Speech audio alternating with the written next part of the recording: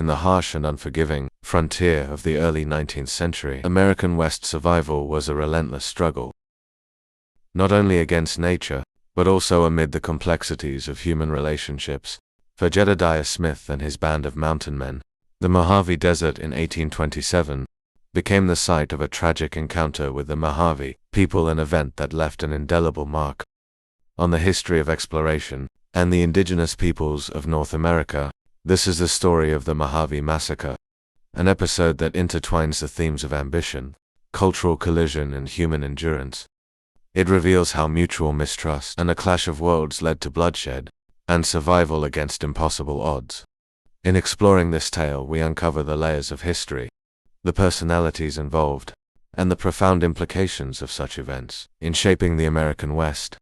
The Mojave Desert, a stage of extremes and resilience. Before delving into the events that unfolded in 1827, we must first understand the stage upon which this drama took place. The Mojave Desert, spanning vast areas of present-day California, Nevada, Arizona, and Utah. The Mojave is one of the most arid and punishing environments in North America. It is characterized by jagged mountains, endless stretches of barren land, and temperatures that can swing from scorching highs during the day to freezing lows at night. For outsiders, the Mojave Desert was a symbol of isolation and hardship. Water sources were few and far between, and the unrelenting sun drained the vitality of those who ventured too far unprepared. This land had broken many travelers before Jedediah Smith and his party, yet for the Mojave people, this was homeland they knew intimately and had thrived in 4 generations. The Mojave people's survival in such an environment speaks to their ingenuity and adaptability. Living along the fertile floodplains of the Colorado River, they cultivated crops using irrigation techniques that rivaled those of more settled agricultural societies. Corn, beans, and squash were staples of their diet, while the river provided fish and supported diverse wildlife. Their ability to thrive in the desert was not merely a matter of survival, but a testament to their deep connection to the land. The Mojave were also skilled traders, acting as intermediaries between distant tribes and regions. They facilitated the exchange of goods such as turquoise, pottery, and shells, creating a network that spanned the continent. This trade brought them into contact with a variety of cultures, broadening their worldview, but also exposing them to the dangers of external conflict. A relentless explorer with an iron will, Jedediah Smith was not the typical figure of the American frontier. Born in 1799 in Bainbridge, New York, Smith grew up in a devoutly religious household. His faith was a defining aspect of his character, guiding his decisions and endowing him with a sense of purpose that transcended mere survival or material gain. Unlike many of his contemporaries, Smith was not driven by reckless greed or a thirst for violence. Instead, he pursued exploration with a methodical determination, seeking to map uncharted territories and forge peaceful relationships with the indigenous peoples he encountered. Smith's journey west began in 1822 when he joined William H. Ashley's expedition out of St. Louis. Over the years, he became one of the most respected and successful mountain men of his time. He was known for his resourcefulness, his ability to adapt to extreme conditions, and his respect for the cultures he encountered. Yet as much as he sought peaceful coexistence, Smith was also a product of his time, an era defined by the encroachment of settlers and trappers onto native lands, often with devastating consequences. By 1826, Smith had already achieved several significant milestones. He became the first American to cross the Sierra Nevada, opening a path to California. His explorations through the Great Basin and the Rocky Mountains laid the groundwork for future westward expansion. But with these achievements came great risks. Smith's travels brought him into contact with tribes who viewed him with suspicion, if not outright hostility, and his survival often depended on his ability to navigate these tense encounters. First contact. The Mojavean Smith in 1826. Smith's first encounter with the Mojavean people in 1826 was marked by a spirit of mutual aid. His party, exhausted and on the brink of collapse, after crossing the desert, arrived at a Mojave settlement along the Colorado River. The Mojave, known for their hospitality, provided the travelers with food, water, and shelter. This act of generosity likely saved Smith and his men from certain death. For the Mojave, aiding Smith's party was in keeping with their values and their role as intermediaries in the region. They had a long tradition of hospitality toward travelers, recognizing that mutual aid was essential for survival in such a harsh environment. In turn, Smith treated the Mojave with respect, understanding that their goodwill was crucial to his survival. This initial encounter set a hopeful tone, suggesting that peaceful coexistence was possible. Yet beneath this surface of cooperation, tensions simmered. Smith's presence in Mojave territory represented a new and unpredictable element in a landscape already shaped by conflict. The Mojave were no strangers to violence, having faced raids from neighboring tribes and incursions from Spanish and Mexican forces. While they extended their hospitality to Smith, they remained wary of the potential threat. He and his party represented the shadow of violence.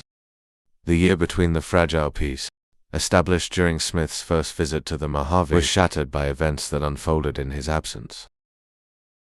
In the year following his departure, another group of American trappers passed through Mojave territory.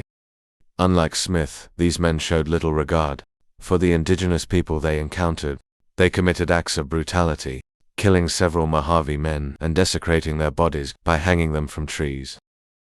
These atrocities left deep scars on the Mojave community, fueling anger and mistrust toward all outsiders. The violence inflicted by the trappers was not an isolated incident, but part of a broader pattern of exploitation and abuse that defined the era for the Mojave. These acts were not just an affront to their sovereignty, but a desecration of their cultural values, and a stark reminder of the dangers posed by outsiders. When Smith returned to Mojave territory in 1827, he was unaware of these events. To the Mojave, however, he and his party were indistinguishable from the trappers who had committed these atrocities.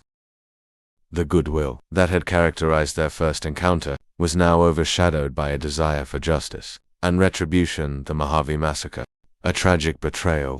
Smith's second encounter with the Mojave began much like the first.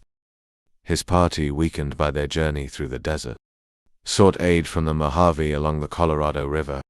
Initially, the Mojave appeared willing to help, providing food and water. However, they refused to part with their horses, a subtle but significant indication of their mistrust. As Smith's party prepared to cross the river, the tension in the air was palpable. The Mojave assisted them with grass canoes, helping them ferry their belongings to the opposite bank. But just as the crossing was underway, the Mojave launched a sudden and ferocious attack. The assault was swift and brutal. Arrows, spears, and rocks rained down on the trappers, catching them completely off guard. Within moments, 10 men were killed, their bodies falling into the river or collapsing on the shore.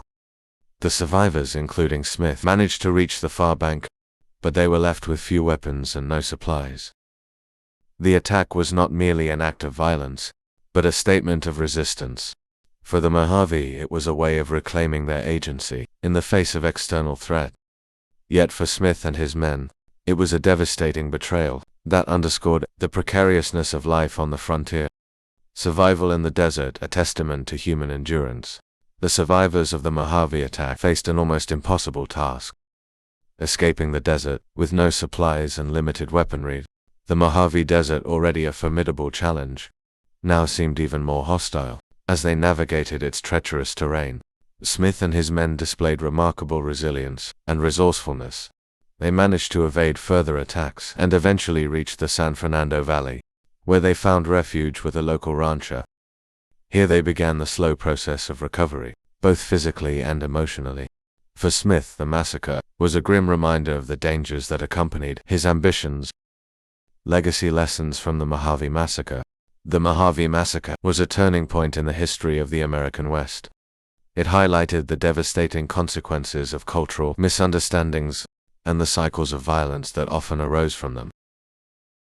It also underscored the resilience of both the indigenous peoples and the explorers who ventured into their lands. For Jedediah Smith, the massacre was one of many trials in a life defined by hardship and exploration. Though he survived this ordeal, his journey ultimately ended in tragedy when he was killed by Comanche warriors in 1831. Yet his legacy endures, as a testament to the human spirit's capacity for perseverance and discovery. For the Mojave people, The massacre was a moment of defiance, a refusal to be subjugated by those who sought to encroach on their lands. Their story, like Smith's, is one of resilience and survival. A reminder of the enduring strength of indigenous cultures,